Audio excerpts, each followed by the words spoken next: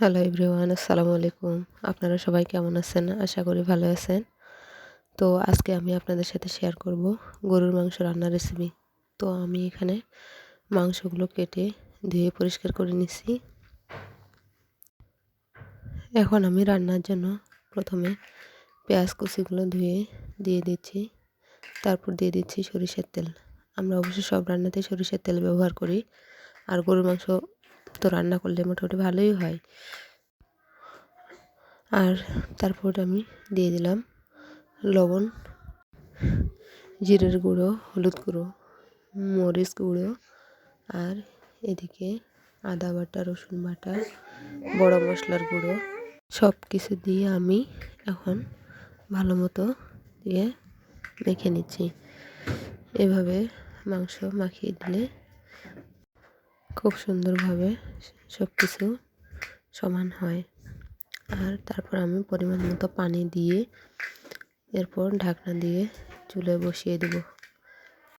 তো আমি মিডিয়াম আছে 20 মিনিটের মতো রান্না করছি, যে প্রায় আমার রান্নাটা হয়ে আসতেছে। তো এখন আমি চুলার আঁচ কিছুটা কমিয়ে দিয়ে এখন আমি কষাতে শুরু করব। তো মাংসগুলো আমি এখন অনেক সময় নিয়ে কষাবো, কারণ গরুর মাংস যত কষানো হয় ততই খেতে ভালো লাগে। তো আমি এদিকে মাংসগুলো কষিয়ে নিচ্ছি। আর গরুর মাংস দেখবেন যে যত বেশি গরম করা হয় ততই বেশি মনে করেন যে খেতে খুব ভালোই লাগে। 3-4 দিন একটু গরম করবে আর রেখে দিব। তো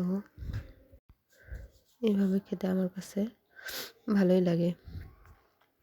আর যে কোনো রান্না যদি আপনি চুলার উপরে করেন, খড়ির চুলায়, সেটা অন্যরকম একটা স্বাদ, আর গ্যাসের চুলায় অন্যরকম একটা টেস্ট।